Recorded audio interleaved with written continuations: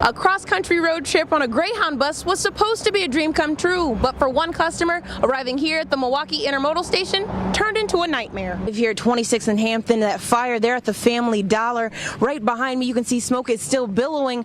What was going on just moments ago, I was going to tell you that the scene had calmed down, but that is no longer the case. If you're headed out the door right now, you will have some company out on the roadways, but that's not going to slow you down. Congratulations to the winner, Wanakee High School. They move on to a competition in Chicago coming late April. TaTiana, he is the fittest seated man on earth, and he shows how CrossFit can be adapted to all individuals.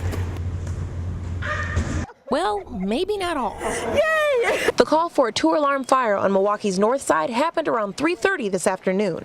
The Family Dollar on Hampton Avenue and 26th is up in smoke as passersby and residents watch their main convenience store burn from the inside out. Yeah, there's a lot of stuff here that now you gotta go farther out. It's just another bad thing in the neighborhood now, so. Charles Foles has lived in the area since 1974, and he's heartbroken about this fire because it's more than just a store. Jobs, the storefront, and a way of living are all gone. What's now the alternative? Well, that's the big question, because I mean it's other Family Dollars, but for the people that don't have cars, that's the problem. If you're taking I-43 southbound near Mosquito, you will be stuck. Reason being is because there's a jackknife semi. Total Traffic Milwaukee as well as DOT saying that I-43 southbound, a left lane has been shut down because of a jackknife semi. Speeds are as slow as 35 miles per hour. Near UWM, a handful of students and community members come together to make sense of the recent tragedy. That he thinks there's a shooting, he thinks 10 are dead. We said that's not possible. We didn't believe her. Dobie Thaler, a UWM director, is currently in Pittsburgh. She was only a few blocks away when an anti-Semite opened fire, gunning down 11 innocent people attending synagogue. Talking through FaceTime, Thaler tells the group to take action. We need to all attend the synagogue, do something to combat that. Hate is strong, and we need to fight hate with life. We want to have a space to feel free to express our grief and our pain, and then to try to look forward and say, how can we grow from this? Across town at City of Light Church in Wauwatosa, Milwaukee's Office of Violence Prevention speaks to congregants on how to stop gun violence. Faith organizations are under attack, and so it's really, really critical, to have this conversation. Almost every member says they're responding with love. Just being creative and reaching out to them wherever they are. My heart goes out to, of course, the people who dealt with the tragedy, who lost someone, but also my heart goes out to the person. It's really important just to embrace anything and everything that kind of comes our way. As the road has been shut down here, I-43 traveling northbound there at Brown Deer completely shut down. You cannot continue northbound, and as traffic continues to build, you can see that delay is really starting to back up on that off-ramp. Thank you. The Wisconsin Department of Justice anticipates taking back nearly 60,000 pounds of drugs across Wisconsin. The department's Danielle Long says more than 70% of drug addicts kickstart their habit through pills from family members or friends. No one knows what to do with them. Unfortunately, people will have family members who pass and they discover large amounts of medicines in their homes. This is a great way to come down and take care of it. In 2016, opioids accounted for more than 68,000 deaths in the U.S. From 10 until 2, residents walk or drive up to drop off their medications. Okay. Margaret Heights drops off medications prescribed to her late husband. Why come, in a sense, all the way out the house just to do this one thing? Puts it out there for others, I think. And it's these guys get rid of it completely. While the drugs are being dropped off, high schooler Neil Dogra is giving pamphlets in return. Dogra says a recent story on opioids caused him to act. One of the aspects I felt was lacking from our program was opioid awareness to the general public. Attorney General Brad Schimmel says Dogra's paper on opioid awareness is a big help. You won't know it did until it did. And so you need to take it seriously. People should talk to their kids. Schimmel says it's important to monitor your medications closely and keep them in a secure space. 7 degrees, TaTiana. Oh boy, 10 degrees. A whole 10. Can't wait. Yeah. All right, good morning to you. Headed out the door right now. As you can see here on the interstate when it comes to major highways as well, lots of green on the map. Tom has been with Ozaki CrossFit since 2016. Coming in here, everybody's doing things that adapt to their own needs. Coach Jason Olenichek says Tom's work ethic and drive are one of a kind. An able-bodied person or a person in a wheelchair. I haven't worked with an athlete like Tom before. Tom is a retired Paralympic swimmer who's won gold, silver, and bronze medals. But growing up with a form of cerebral palsy, there were times he didn't feel like a winner. It was always hard growing up trying to find the sports or activities that I felt like I could be fully engaged in and do with my friends and feel like I'm not much different than anybody else. After his retirement in 2015, Tom wanted to keep active. CrossFit went from something to do to scratching a competitive itch. Earlier this year, Tom started training for a worldwide competition for athletes with disabilities. What have you just done?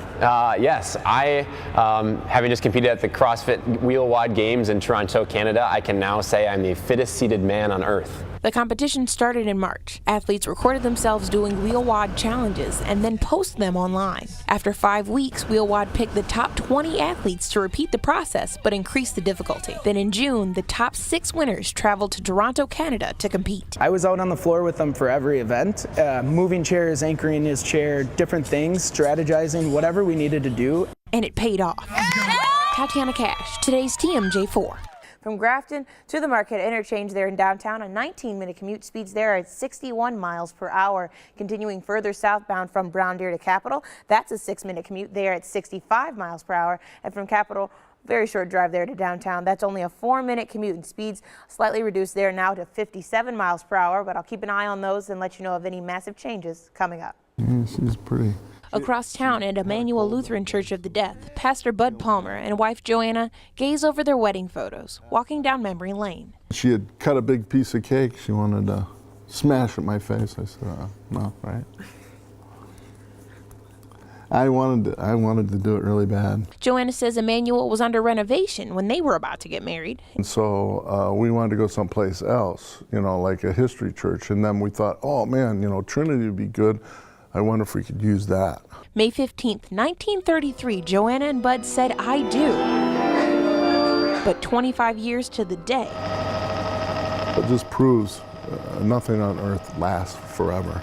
At Trinity, Joanna takes one look and has to sit down.